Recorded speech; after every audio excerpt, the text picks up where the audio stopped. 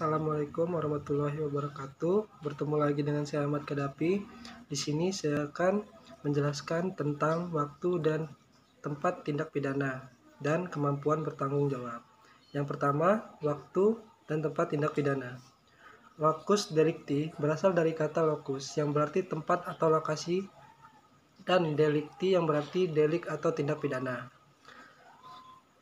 Tempat tindak pidana penting diketahui untuk menentukan yang pertama, apakah perundang-undang hukum pidana di Indonesia berlaku terhadap suatu tindak pidana atau tidak. Hal ini berhubungan dengan pasal 2 sampai pasal 8 KUHP. Yang kedua, kompetensi relatif dari kejaksaan dan pengadilan, artinya kejaksaan dan pengadilan mana yang berwenang menangani suatu perkara pidana. Yang kedua, tempus delicti.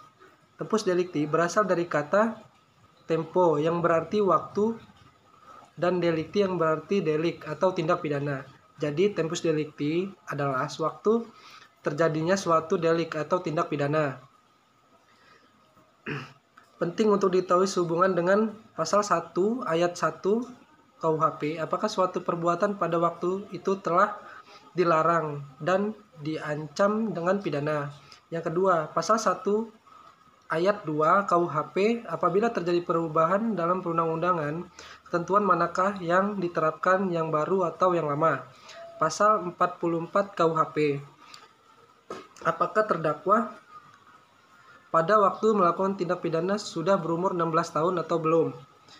Pasal 74 KUHP, batas waktu mengajukan pengaduan dimulai sejak orang yang berhak mengadu mengetahui adanya kejahatan.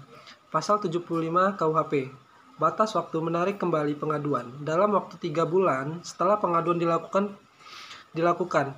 Pasal 79 KUHP, daluarsa dimulai pada hari sesudah perbuatan dilakukan. Pasal 1 butir 19 KUHP, tertangkap tangan pada waktu tentang melakukan tindak pidana. Yang kedua, kemampuan bertanggung jawab. Kemampuan bertanggung jawab adalah kemampuan untuk menyadari atau menginsafi perbuatan yang bersifat melawan hukum, memiliki tujuan rasti dari perbuatannya tersebut, dan memiliki kehendak bebas dalam memilih untuk melakukan perbuatan tersebut. Sekian yang dapat saya sampaikan. Apabila ada salah kata, saya mohon maaf. Pada Allah saya mohon ampun. Wassalamualaikum warahmatullahi wabarakatuh.